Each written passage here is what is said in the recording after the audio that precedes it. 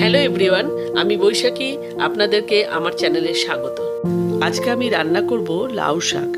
এই লাউ শাকটা একদম নিরামিষ রান্না করব। এইভাবে রান্না করলে সবাই চেটেপুটে খাবে, আর যারা নিরামিষ পছন্দ করেন তাদের কাছে তো এই রেসিপিটা অসাধারণ লাগবে। যে ভিডিওটা একদম স্কিপ করবেন না। প্রথমে কড়াইয়ে সর্ষে তেল দিয়ে দিয়েছি, তেল গরম হয়ে গেছে। এরপর তেলে কিছু বড়ি ছেড়ে দিলাম। বড়ি ভাজা হয়ে গেছে, প্লেটে তুলে নিলাম।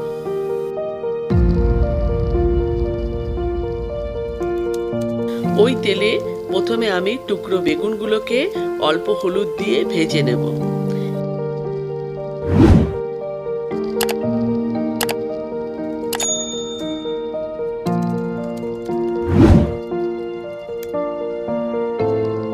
এরপর বেগুনগুলো আমার ভাজা হয়ে গেছে, একটা প্লেটে তুলে নিলাম। এরপর 1 চামচ পাঁচফোড়ন দিয়ে দিলাম। আমি এখানে যে সবজিগুলো ব্যবহার করছি সেগুলো আগে থেকে কেটে ভালোভাবে ধুয়ে নিয়েছি। এরপর টুকরো আলু দিয়ে দিলাম, একই সাথে টুকরো করে রাখা কুমড়ো দিয়ে দিলাম, আর লাউ শাক দিয়ে দিলাম, আর দিলাম 2 টুকরো টমেটো কুচি। এরপর 1 চামচ হলুদ দিয়ে ভালোভাবে নাড়াচাড়া করে নিলাম।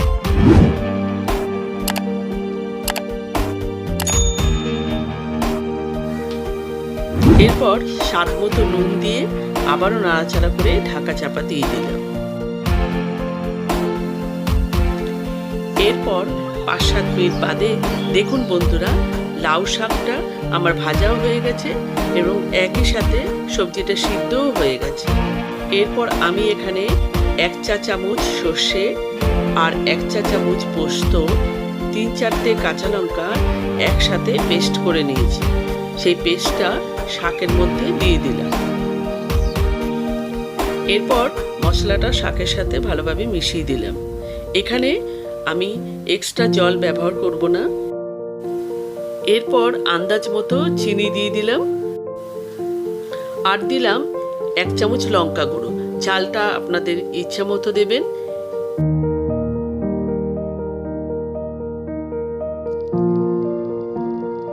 এরপর অল্প নাড়াচাড়া করে আগে থেকে ভেজে রাখা বেগুনগুলো দিয়ে ওই শাকের সাথে মিশিয়ে দিলাম। এরপর আগে থেকে বড়িগুলো ভেজে রেখেছিলাম সেইগুলোকে আমি গুঁড়ো করে দিয়ে দিলাম। আপনারা এখানে গোটা গোটা বড়ি ব্যবহার করতে পারেন। এরপর নাড়াচাড়া করে ভালোভাবে মিশিয়ে নিলাম। রান্নাটা আমার রেডি হয়ে গেছে।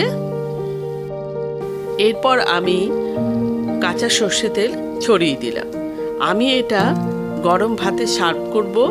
আপনারা এইভাবে একবার ট্রাই করবেন আর আমাকে জানাবেন কমেন্ট করে কেমন লাগলো। আমার ভিডিও দেখে যদি আপনারা উপকৃত হন তাহলে চ্যানেলটাকে করে দেবেন সাবস্ক্রাইব আর একটা লাইক করে দেবেন। Till then, take care, bye by.